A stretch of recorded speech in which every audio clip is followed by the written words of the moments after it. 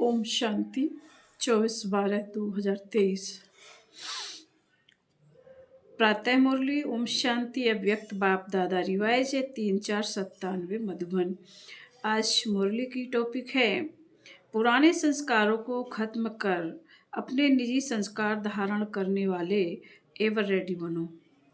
आज बाप दादा अपने चारों ओर के विश्व के बाप के लव में लवलीन और लकी बच्चों को देख रहे हैं।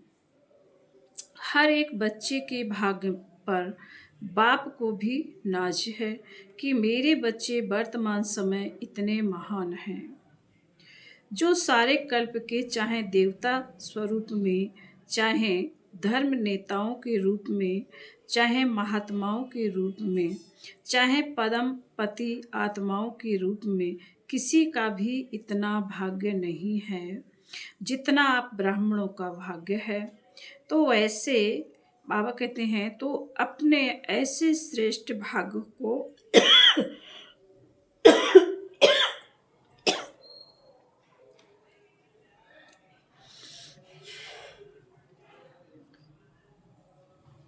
बाबा ने कहा तो अपने ऐसे श्रेष्ठ भाग्य को सदा स्मृति में रखते हो। सदा यह अनाहत गीत मन में गाते रहते हो कि वाह भाग्य विधाता बाप और वाह मुझ श्रेष्ठ आत्मा का भाग्य। यह भाग्य का गीत सदा ऑटोमेटिक बजता रहता है। बाप बच्चों को देख देख सदा हर्षित होते हैं। बच्चे भी हर्षित होते हैं, लेकिन कभी कभी बीच में अपने भाग्य को इमर्ज करने के बजाय मर्ज कर देते हैं। जब बाप देखते हैं कि बच्चों के अंदर अपने सौभाग्य का नशा निश्चय मर्ज हो जाता है तो क्या कहेंगे, ड्रामा। लेकिन बाप दादा सभी बच्चों को सदा ही भाग्य की स्मृति स्वरूप देखने चाहते हैं। आप भी सभी चाहते यही हैं, लेकिन बीच में आ जाता है। किसी से भी पूछो तो सब बच्चे यही लक्ष्य रख करके चल रहे हैं कि मुझे बाप समान बनना ही है। लक्ष्य बहुत अच्छा है, जब लक्ष्य श्रेष्ठ है, बहुत अच्छा है, फिर कभी मर्ज रूप क्यों? कारण क्या है? बाप दादा से इतने अच्छे अच्छे वायदे भी करते हो, रूह रेहान भी करते हो, फिर भी लक्ष्य और लक्षण में अंतर क्यों? तो बाप दादा ने रिजल्ट में देखा कि कारण क्या है। वैसे तो आप सब जानते हैं, नई बात नहीं है, फिर भी बाप दादा रिवाइज कराते हैं। बाप दादा ने देखा 3 बातें। एक है सोचना, संकल्प करना, दूसरा है बोलना, वर्णन करना, और तीसरा है कर्म में प्रैक्टिकल अनुभव में और चलन में लाना। कर्म में लाना तो तीनों का समान बैलेंस कम है। जब बैलेंस होता है तो निश्चय और नशा इमर्ज होता है, और जब बैलेंस कम है तो निश्चय और नशा मर्ज हो जाता है। रिजल्ट में देखा गया कि सोचने की गति बहुत अच्छी भी है और फास्ट भी है। बोलने में रफ्तार और नशा वह भी 75% ठीक है। बोलने में मेजॉरिटी होशियार भी है, लेकिन प्रैक्टिकल चलन में लाने में टोटल मार्क्स कम है। तो 2 बातों में तो ठीक हैं, लेकिन तीसरी बात में बहुत कम है। कारण, जब संकल्प भी अच्छा है, बोल भी बहुत सुंदर रूप में है, फिर प्रैक्टिकल में कम क्यों होता है? कारण क्या है, जानते हो? हाँ या ना बोलो। जानते बहुत अच्छा है। अगर किसी को भी कहेंगे इस टॉपिक पर भाषण करो या क्लास कराओ तो कितना अच्छा क्लास कराएंगे, और बड़े निश्चय नशे फलक से भाषण भी करेंगे, क्लास भी कराते हैं। बाप दादा सबके क्लासेस सुनते हैं, क्या क्या बोलते हैं, मुस्कराते रहते हैं, वाह वाह बच्चे वाह। मूल बात है, बाप दादा ने पहले भी सुनाया, यह रिवाइज कोर्स चल रहा है। तो बाप दादा कहते हैं कि कारण एक ही है, ज़्यादा भी नहीं है, एक ही कारण है। और बाप दादा समझते हैं कि कारण को निवारण करना मुश्किल भी नहीं है, बहुत सहज है, लेकिन सहज को मुश्किल बना देते हैं। मुश्किल है नहीं, बना देते हैं। क्यों? नशा मर्ज हो जाता है।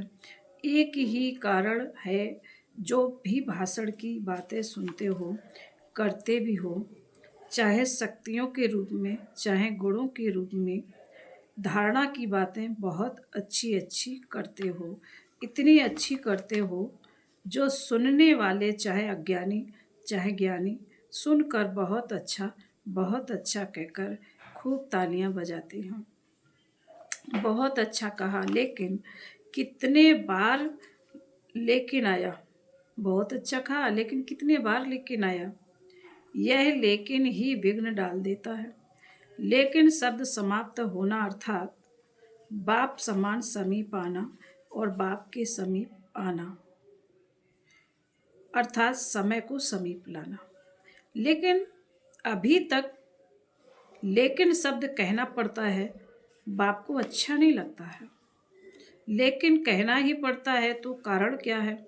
जो भी कहते हो, धारण भी करते हो, धारणा के रूप में साधारण धारणा के रूप में से धारण करते हो, और वह धारणा किसको थोड़ा समय, किसी को ज़्यादा समय भी चलती है, लेकिन धारणा प्रैक्टिकल में सदा बढ़ती है। बढ़ती बाबा ने कहा है, लेकिन धारणा प्रैक्टिकल में सदा बढ़ती चले, उसके लिए यही मुख्य बात है कि जैसे द्वापर से लेकर अंतिम जन्म तक जो भी अवगुण व कमजोरियां हैं, उनकी धारणा संस्कार रूप में बनाई गई हैं, और संस्कार बनने के कारण मेहनत नहीं करना पड़ता है। छोड़ना भी चाहते हैं, अच्छा नहीं लगता है, फिर भी कहते हैं क्या करें, मेरा संस्कार ऐसा है। आप बुरा नहीं मानना, मेरा संस्कार ऐसा है। संस्कार बना कैसे? बनाया तभी तो बना ना। तो जब द्वापर से यह उल्टे संस्कार बन गए, जिससे आप समय पर मजबूर भी हो जाते हो, फिर भी कहते हो क्या करें, संस्कार हैं। तो संस्कार सहज ना चाहते हुए भी प्रैक्टिकल में आ जाते हैं ना। किसी को क्रोध आ जाता है, थोड़े समय के बाद कहते हैं आप बुरा नहीं मानना, मेरा संस्कार है। क्रोध को संस्कार बनाया, अवगुण को संस्कार बनाया, और गुणों को संस्कार क्यों नहीं बनाया? जैसे क्रोध अज्ञान की शक्ति है, और ज्ञान की शक्ति शांति है, सहन शक्ति है। तो बाबा कहते हैं, तो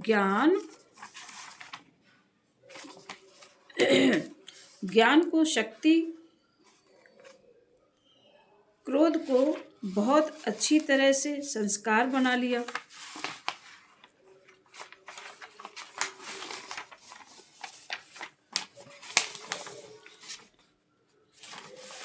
बाबा कह रहे ज्ञान की शक्ति क्रोध को बहुत अच्छी तरह से संस्कार बना लिया, और यूज भी करते रहते हो, फिर माफ़ी भी मांगते रहते हो।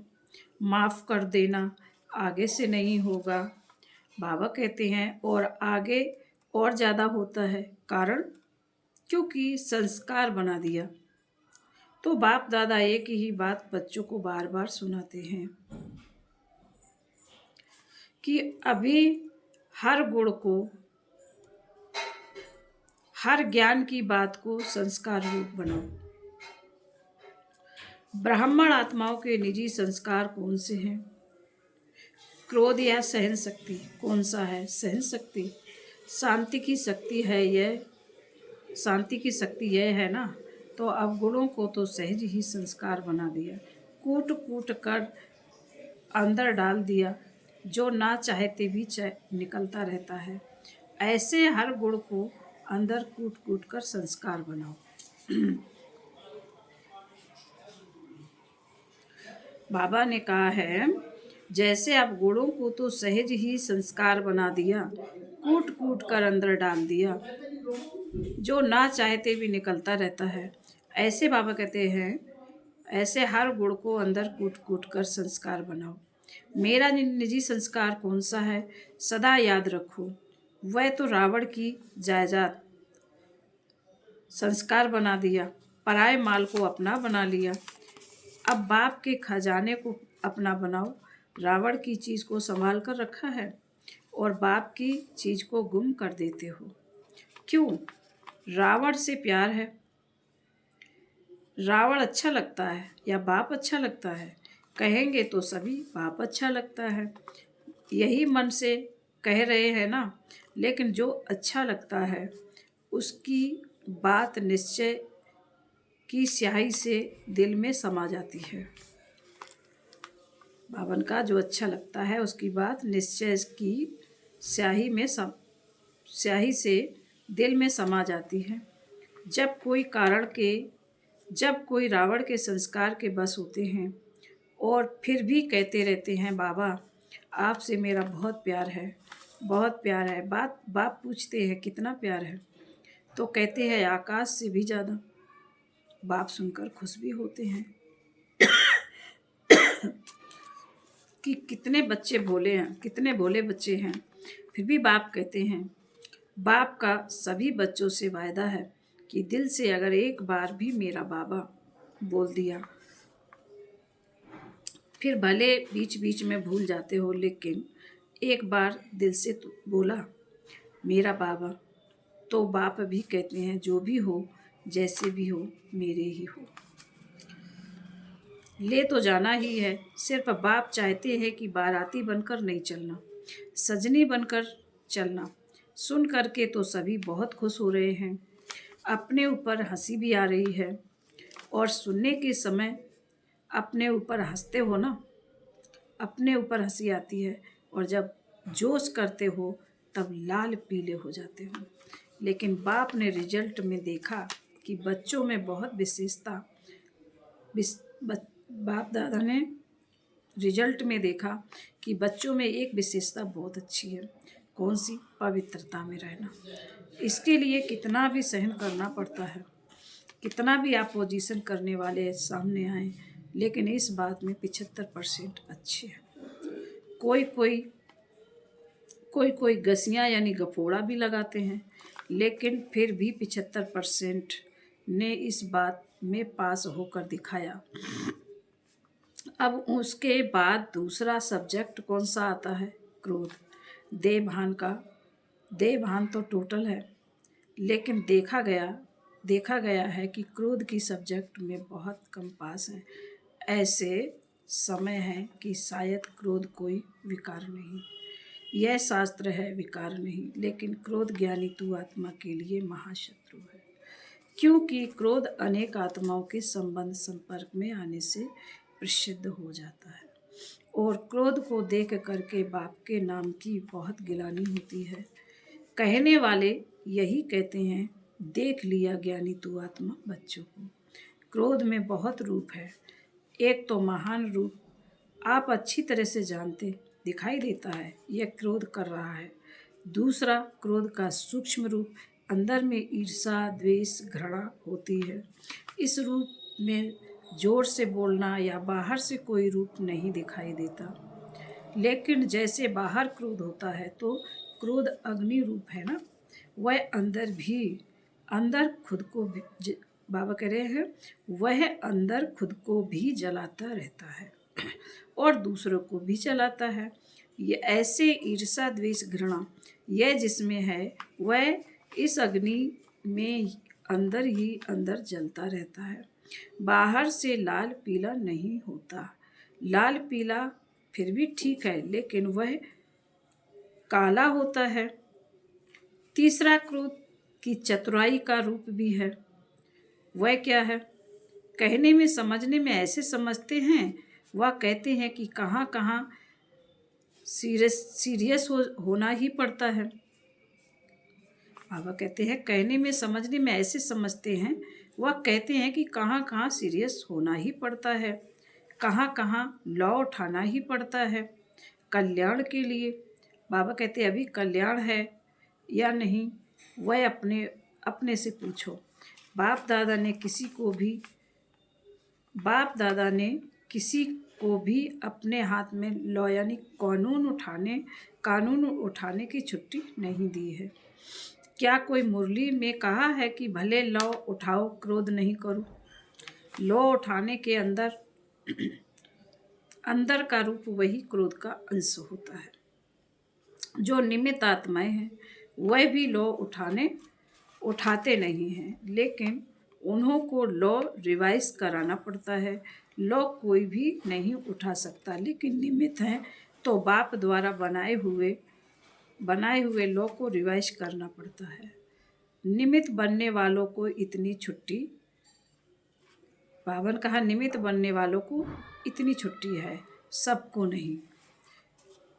आज बाप दादा थोड़ा ऑफिशियल शिक्षा दे रहे हैं, प्यार से उठाना, क्योंकि बाप दादा बच्चों के लिखे हुए किए हुए वायदे देखकर सुनकर मुस्कुराते रहते हैं। अभी बाप दादा ने जो सुनाया कि हर गुण को निजी संस्कार बनाओ, अंडरलाइन किया, तो अभी से यह कहना भी शांत स्वरूप में रहना है, सहनशील बनना, यह तो मेरा संस्कार बन गया। फिर बाप दादा जब मिलन मनाने आए तो इसे अपना निजी संस्कार बनाकर बाप दादा के आगे इन 5-6 मास दिखाया। इसलिए आज रिजल्ट सुना रहे हैं, क्योंकि क्रोध की रिपोर्ट बहुत आती है। छोटा बड़ा भिन्न भिन्न रूप से क्रोध करते हैं। अभी बाप दादा ज़्यादा नहीं खोलते हैं, लेकिन कहानियाँ बहुत मज़े की हैं। इसलिए आज से क्रोध को क्या करेंगे?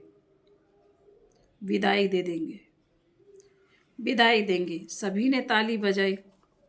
देखो, ताली बजाना बहुत सहज है, लेकिन क्रोध की ताली नहीं बजे।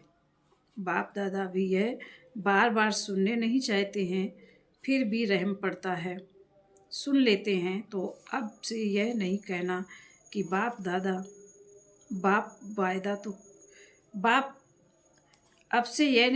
कि बाबा वायदा तो किया, लेकिन फिर आ गया, क्या करें, चाहते नहीं हैं, आ जाता है। आप ही माया को समझा दो, क्रोध को समझा दो, तो यह पुरुषार्थ भी बाप करें और प्रारब्ध बच्चे लेंगे। यह भी मेहनत बाप करें तो ऐसा वायदा बाबा कहते हैं नहीं करना, जो फिर 5 मास के बाद रिजल्ट देखेंगे। बाबा कह रहे हैं रिजल्ट देखेंगे 5 मास बाद। भले आप बताओ, बाप के पास तो पहुंचती है। ऐसी रिजल्ट ना हो, क्या करें, हो जाता है। सर्मक स्टांग ऐसे आते हैं। बात बहुत बड़ी हो गई है। बाप को भी समझने की कोशिश करते हैं, बड़े होशियार हैं। बाप को भी समझाने की कोशिश करते हैं। बाबा कहते हैं बच्चे बड़े होशियार हैं। कहते बाबा छोटी मोटी बातें हम पार कर लेते हैं। यह बात ही बड़ी थी ना, अभी दोष किस सर पर रखा है? बात पर, और बात क्या करती है? आई और गई। 5000 वर्ष के बाद फिर बात आएगी, जो 5000 वर्ष के बाद बात आनी है, उस पर दोष रख देते हैं। ऐसे नहीं करना, क्या करूं, यह संकल्प भी नहीं लाना। वायदा क्रोध के लिए क्यों विशेष कर रहा है? बाबा कहते हैं यहाँ पर बाप दादा क्रोध के लिए क्यों विशेष कह रहा है?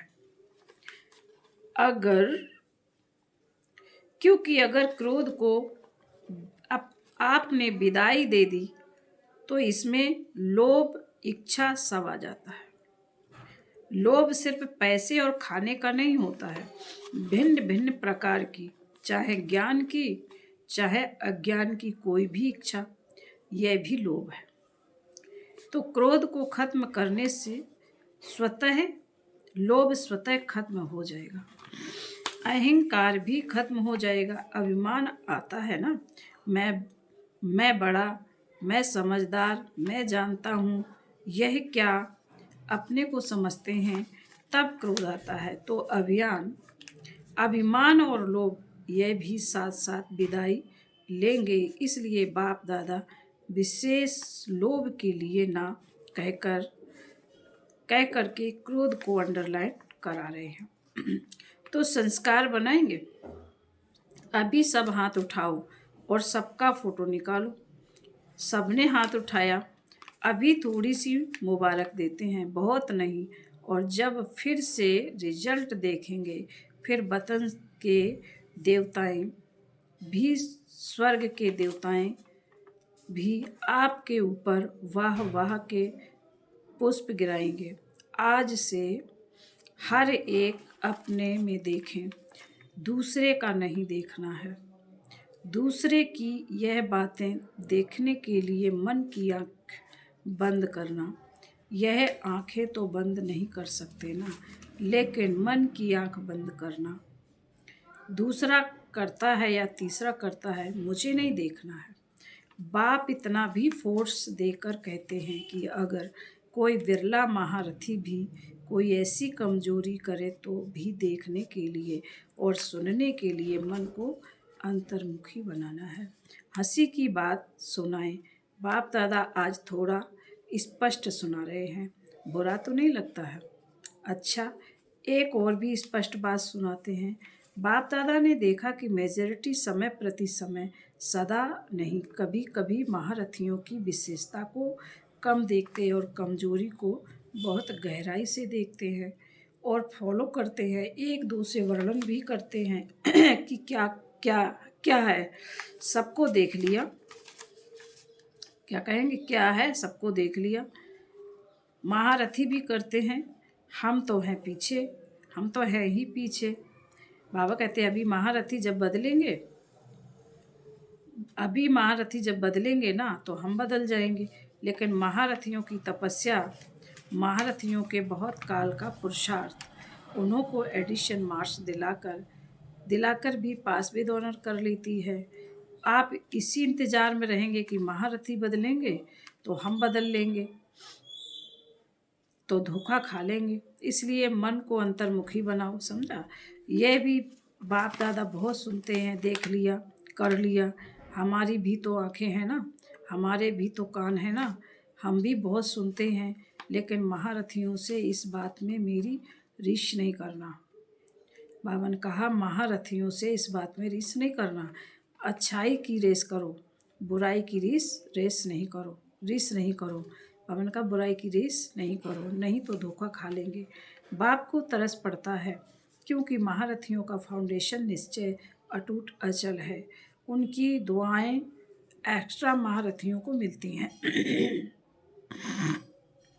उनकी दुआएं एक्स्ट्रा महारथियों को मिलती हैं। इसलिए कभी भी मन की आँखों को इस बात के लिए नहीं खोलना, बंद रखो।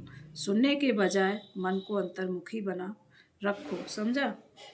अच्छा, बाबा कहते समझा।